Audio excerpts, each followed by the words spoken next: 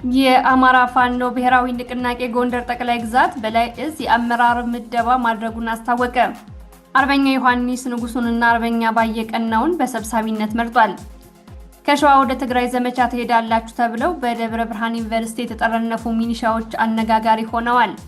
15 የፖሊስ አባላት አገዛዙን በመክዳት ከካምፕ መሰወራቸውም ተሰምቷል። የመከላከያ መንገድ መሪና በኦሮሚያ ክልል ባለስልጣናት ላይ ጥቃት መፈጸሙን የአፋብን ቢዛሞ ቀጠና አንሻ ሰይድ እዝ አስታወቀ። ራሱን የኢትዮጵያ መከላከያ ሰራዊት ብሎ የሚጠራው ጦር በደጋዳሞት ወረዳ የግል ተቋማትንና ንብረቶችን አወደመ። ሚኒሊክ እዝ አሃዶች በጋራ ከአገዛዙ ሰራዊት ጋር ውጊያ ማድረጋቸውን አስታወቁ። በደቡብ ወሎ ሀገረ ስብከት በቅድስት አርሴማ ገዳም የተፈጸመውን መንግስታዊ ጥቃት በተመለከተ ፓትርያርኩና ሀገረ ስብከቱ የሰጡት መግለጫ ቅሬታ ፈጠረ። በሲዳማና ኦሮሚያ ክልል አዋሳኝ አካባቢዎች ዳግም በተቀሰቀሰ ግጭት የሰው ሕይወት አለፈ። በፈረንሳይና ስፔን በተነሳው ሰደድ እሳት ምክንያት ከ220 ሺህ በላይ ሰዎች አካባቢያቸውን ለቀው ወጡ። አሜሪካ በኢራን ወደቦች ላይ ጣለችውን እገዳ ለመጣስ የሞከረ መርከብ መምታቷን አስታወቀች።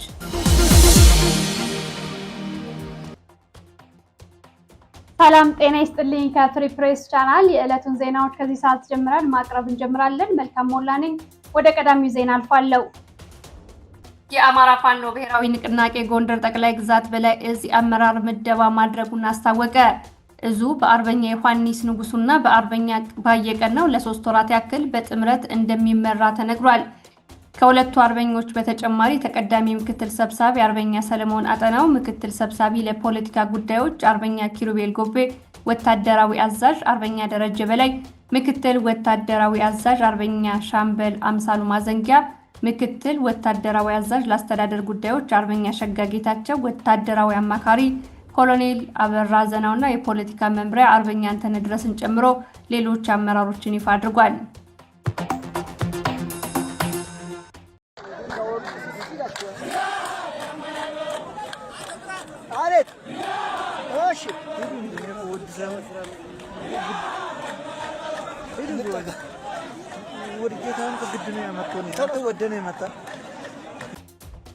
ከሸዋ ወደ ትግራይ ዘመቻ ትሄዳላችሁ ተብለው በደብረ ብርሃን ዩኒቨርሲቲ የተጠረነፉ ሚሊሻዎች አነጋጋሪ ሆነዋል።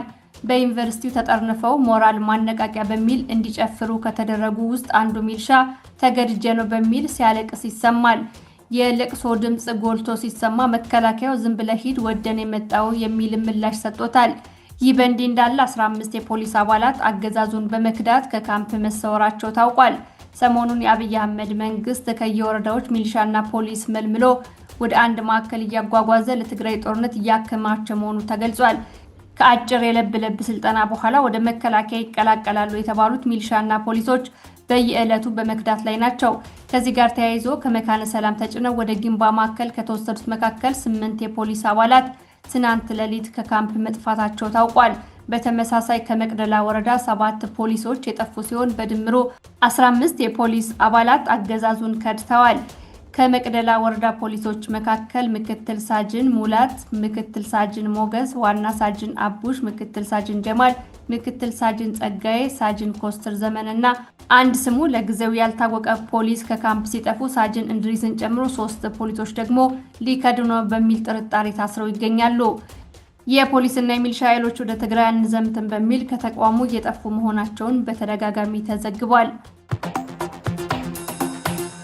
የመከላከያ መንገድ መሪና በኦሮሚያ ክልል ባለስልጣናት ላይ ጥቃት መፈጸሙን የአፋብን ቢዛሞ ቀጠና አንሻ ሰይድ እዝ አስታወቀ። በአንሻ ሰይድ እዝ ስር የሚገኙ ክፍለ ጦሮች በምስራቅ ወለጋና በሆሮ ጉድሮ ወለጋ ዞኖች በፈጸሙት ጥቃት መንገድ መሪ ካድሬዎችን ጨምሮ በርካታ ያገዛዙ ኃይልና የወረዳ ባለስልጣናት መገደላቸውን ይዞ አስታወቀ። ከሐምሌ 17 2018 ዓ.ም ከማለዳ ጀምሮ በተደረገ ጥቃት የቀድሞ የሃሮ ሊሙ ወረዳ አስተዳዳሪና የአሁኑ የምስራቅ ወለጋ ዞን ወጣቶችና ስፖርት ጽሕፈት ቤት ኃላፊ አቶ ደቻሳ ገነትን ጨምሮ ሌሎች የብልጽግና መከላከያ ሰራዊት መንገድ ሲመሩ የነበሩ ብዛት ያላቸው የዞን የወረዳና የከተማ አስተዳደር ካድሬዎች ተገድለዋል ተብሏል። በተጨማሪም ተሳፍሮበት የነበረው ወታደራዊ ተሽከርካሪ ሙሉ በሙሉ መውደሙን የዘገበው መረብ ሚዲያ ነው። በተመሳሳይ በአንሻ ሰይድ እስር የታፈረ አለሙ ሳተናው ክፍለ ጦር አርበኞች በሆሮ ጉድሩ ወለጋ ዞን አቢደንጎሮ ወረዳ ቱሉ ጋና ከተማን መቆጣጠራቸውን አስታውቀዋል። አንድ ሲቪል ለብሶ ሲንቀሳቀስ የነበረ የደህንነት አባልና 5 የገዳ ኮማንዶ አባላት ከነሙሉ ትጥቃቸው በፋኖ መያዛቸውን ይዞ አስታውቋል። ራሱን የኢትዮጵያ መከላከያ ሰራዊት ብሎ የሚጠራው ጦር በደጋዳሞት ወረዳ በልጅ ንጉስ ቀበሌ ተቋማትንና የግል ንብረቶችን አወደመ። ደጋዳሞትን የወረረው ያገዛዙ ጦር የግል ሱቆችን፣ የግል ክሊኒኮችን፣ ሆቴሎችንና መኖሪያ ቤቶችን መዝረፉንና ማውደሙን በፎቶ ማስረጃ ተጋልጧል። መከላከያ የህዝብ ንብረት በመድፍ እየደበደበ ንብረት እየጫነ እየሄደ ነው። ከዚህ በፊት በማቻከል ወረዳ ግራ ቅዳምን፣ በአዴት ወረዳ በግታ ቀበሌ፣ በጎዛምን ወረዳ ቸርተከል ከተማ፣ በአንበር ወረዳ ጃማ ቀበሌ፣ በቋሪት ወረዳ ገነት አቦ፣ በደንበጫ ወረዳ ዋድ ቀበሌ፣ በሶሊበን ወረዳ ኮርክ ከተማ፣ በአቸፈር ወረዳ ገርጨጭ ቀበሌ የመከላከያ ሰራዊት በርካታ የንብረት ዘረፋና ውድመት የፈጸመባቸው ቦታዎች ናቸው። የአማራ ፋኖ ብሔራዊ ንቅናቄ ወሎ ቤተ አማራ ሚኒሊክ ዕዝ አሃዶች በጋራ በመሆን ከአገዛዙ ሰራዊት ጋር ውጊያ ያደረጉ። ሚኒሊክ ዕዝ 106ኛ ኮር 22ኛ ክፍለ ጦርና 303ኛ ሳምነው ኮር 81ኛ ክፍለ ጦር ጥምረት በመፍጠር ከአገዛዙ ጦር ጋር ውጊያ ማድረጋቸውንና ጉዳት ማድረሳቸውን አስታውቀዋል። በተደረገ ውጊያ የአገዛዙ ኃይል ወደ ጋሸናና ገረገራ በመኪና ተጭኖ መውጣቱም ታውቋል። በደቡብ ወሎ ሀገረ ስብከት በቅድስት አርሴማ ገዳም የተፈጸመውን መንግስታዊ ጥቃት በተመለከተ ፓትርያርኩና ሀገረ ስብከቱ የሰጡት መግለጫ ቅሬታ ፈጠረ። የጉዳዩን ፈጻሚ በትክክል ያላወገዘና በንጹሃን ላይ እየደረሰ ያለውን መንግስታዊ ጭፍጨፋ ፈጽሞ የካደ ነው ሲሉ አስተያየት ሰጪዎች ገልጸዋል። ይህ አይነቱ ዘግናኝ ድርጊት በቤተ ክርስቲያንና በአማኞቿ እንዳይደገም የሚመለከተው አካል በትኩረት ያስብበት ያለው የደቡብ ወሎ ሀገረ ስብከት ነው። በየቀኑ የሃይማኖት ተቋማትም ይሁኑ የአማራ ክልል ህዝብ የዘር ማጥፋት ጭፍጨፋ እየተፈጸመበት መሆኑ እየታወቀ አንድ ጊዜ የተፈጠረ ክስተት ይመስል እንዳይደገም ማለቱ ምዕመኑን ቅር አሰኝቷል። በሀገረ ስብከቱ ገዳማትና አድባራት ተመሳሳይ አስከፊ ድርጊቶች ሲፈጸሙ ከዛሬ ነገ ይሻሻላል በሚል ያልተገባ መስዋዕትነት እንዳይከፈል አርቆ በማሰብ የሚችለውን ሁሉ ሲያደርግ ቢቆይም ምዕመናንን ከሞት ንብረታቸው ወይም ከውድመት ሊታደጋቸው አለመቻሉን የሀገረ ስብከቱ መግለጫ ያሳያል። የአማራ ህዝብም ሆነ ምዕመኑ ከዚህ በፊት አይቶትና ሰምቶት በማያውቀው ሁኔታ የዘር ጭፍጨፋ እየተፈጸመበት ያልተገባ መስዋዕትነት ብሎ የጠቀሰው ሀገረ ስብከቱ ምን እንደሆነ የታወቀ ነገር የለም። በተመሳሳይ የኢትዮጵያ ኦርቶዶክስ ተዋሕዶ ቤተክርስቲያን ፓትርያርክ ብፁዕ ቅዱስ አቡነ ማትያስ መግለጫ ሰጥተዋል። በጊዮን አባይ ቀዳም አስቄንስ ቅድስት አርሴማ አቡነ አረጋዊና ቅዱስ ቂርቆስ የአባቶችና የእናቶች አንድነት ገዳም ሐምሌ 15 ቀን 2018 ዓ.ም በተፈጸመው ጥቃት የመናንያን መነኮሳይትና ህይወት በግፍ መጥፋቱን በርካቶች መቁሰላቸውን በገዳሙና በንዋየ ቅድሳቱ ውድመት መድረሱን ከሀገረ ስብከቱ መግለጫ በከፍተኛ ሐዘን ሰምተናል ይላል የፓትርያርኩ መግለጫ። ጥቃቱ የተፈጸመው በድሮን መሆኑን አይጠቅስም። በዚህ ዕለት በሀዲያና ስልጤ ሀገረ ስብከት የአምልኮ ስፍራ በኃይል መፍረሱንና በምዕመኑ ላይ ጥቃት መድረሱን የሚያሳዝንና በፍጹም ተቀባይነት የሌለው የተወገዘ ተግባር ነው ሲል መግለጫው ያክላል። ቅዱስ ፓትርያርኩ የጥቃቱ ፈጻሚ ማን እንደሆነ እያወቁ ጥቃቱን የፈጸሙት ለፍትህ እንዲቀርቡ እንጠይቃለን ብለዋል። አብይ አህመድ ድሮኖችን እኔ ራሴ ፈርሜ ነው የምልካቸው ከማለቱ ጋር ተያይዞ ቅዱስነታቸው ጠቅላይ ሚኒስትሩ ለህግ ይቅረቡ ማለታቸውም ይሆናል ሲሉ አስተያየት ሰጪዎች ሀሳብ ሰንዝረዋል። በሲዳማና ኦሮሚያ ክልል አዋሳኝ አካባቢዎች በተቀሰቀሰ ግጭት የሰዎች ህይወት አለፈ። በሲዳማና ኦሮሚያ ክልል አዋሳኝ አካባቢዎች ጉቤ ሄማ ተብሎ በሚጠራው ስፍራ በተቀሰቀሰ ግጭት በሰው ህይወትና ንብረት ላይ ጉዳት ደርሷል።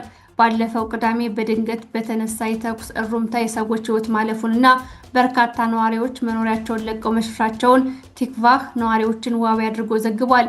ግጭቱ ከተነሳበት አካባቢ ወደ ሆኮ ግርጃ ወረዳ መዛመቱን የገለጹ አንድ የወረዳ ነዋሪ በወረዳው አንድ ፖሊስን ጨምሮ 3 ሰዎች መገደላቸውን ዘገባው ያትታል። ይህ በእንዲህ እንዳለ ጉጂና ሲዳማ አዋሳኝ አካባቢ ጥቃት ከሚፈጽሙ ታጣቂዎች መካከል አንድ የመከላከያ ሰራዊት ወታደር ባህላዊ የጦር መሳሪያ ይዞ ሲጨፍር የሚያሳይ ቪዲዮ ተሰራጭቷል። ጥቃት ፈጽመው ሲመለሱ ሲጨፍሩ በሚያሳይ ቪዲዮ ከጨፋሪዎች መካከል አንዱ የመከላከያ መለዮ የለበሰ ወታደር መሆኑን ተከትሎ በጥቃቱ ውስጥ የመከላከያ ሰራዊት አባላት እየተሳተፉ መሆናቸውን መረጃዎች እየወጡ ይገኛሉ። ፍሪ ፕሬስ ሚዲያን ሼር፣ ላይክ እና ሰብስክራይብ በማድረግ ሌሎች ጋር ተደራሽ እንዲሆን እንድታግዙን በአክብሮት ጠይቃለሁ። መረጃዎች ይቀጥላሉ።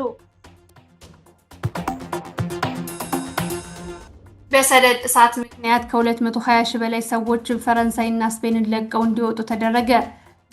በፈረንሳይና ስፔን በተነሳው ሰደድ እሳት ምክንያት 220 ሺህ ሰዎች ተፈናቅለዋል። ከፈረንሳይ ቦርዴዮክስ አካባቢ ወደ 60 ሺህ ገደማ ሰዎች ለቀው ወጥተዋል። ፕሬዚዳንት ኢማኑኤል ማክሮን የሀገሪቱ መከላከያ ሰራዊትን ያሰማሩ ሲሆን በደቡብ ምስራቅ ከሚገኙ አካባቢዎች ወደ 200 ሰዎች ለቀው እንዲወጡ ተደርጓል። በስፔን ማድሪድ አቅራቢያ የተነሳው ሰደድ እሳት የአደጋ ጊዜ ሰራተኞች መቆጣጠር ከሚችሉት በላይ መሆኑ ተገልጿል። ከመዲናዋ በስተምዕራብ 3 ሰደድ እሳቶችም ተነስተዋል። አሜሪካ በኢራን ወደቦች ላይ የጣለችውን እገዳ ለመጣስ የሞከረ መርከብ መምታቷን አስታወቀች። የአሜሪካ ጦር ወደ ኢራን ወደቦች የሚደረግ ጉዞ ላይ የተጣለውን እገዳ በመጣስ በኦማን ባህረ ሰላጤ ላይ ሊጓዝ የሞከረ ነዳጅ ጫኝ መርከብ ላይ ተኩስ ከፍቶ ማስቆሙን አስታውቋል። አሜሪካ በዚህ ሐምሌ መጀመሪያ በድጋሚ የጉዞ እገዳ ከጣለች ወዲህ የንግድ መርከብ ላይ ጥቃት ስትፈጽም ይህ ለሁለተኛ ጊዜ ነው ብሏል ቢቢሲ። አሁን የተመታው መርከብ ለ4 ጊዜ ያክል እገዳ የተጣለበት የሆርሙዝ ወሽመጥ ለማለፍ መሞከሩን የአሜሪካ ማዕከላዊ እዝ ቃል አቀባይ ናቪ ካፒቴን ቲም ሃውስኪን ለኤኤፍፒ ተናግረዋል። ቃል አቀባዩ የመርከቧ ሰራተኞች ቢያንስ 4 ጊዜ እገዳውን ጥሰው ለማለፍ ከሞከሩ በኋላ የነዳጅ ጫኝ መርከቡ እንዳይንቀሳቀስ አድርገናል ብለዋል ማለቱን የዘገበው ቢቢሲ ነው። ሳታቋርጡ ስለምትሰጡኝ አስተያየት ከልብ አመሰግናለሁ። በቋሚነት በወራዊነት ፍሪ ፕሬስ ሚዲያን እየደገፋችሁ ላላችሁም ከልብ አመሰግናለሁ። ሌሎቻችሁም በገንዘብ ፍሪ ፕሬስ ሚዲያን በመደገፍ ለአማራ ሕዝብ ድምጽ ሆኖ እንዲቀጥል ልታግዙን በአክብሮት እየጠየኩኝ ለዛሬው ዜናዎችን በዚህ አጠናቅቄ እሰናበታለሁ። መልካም ሞላ ነበርኩ። ጤና ይስጥልኝ።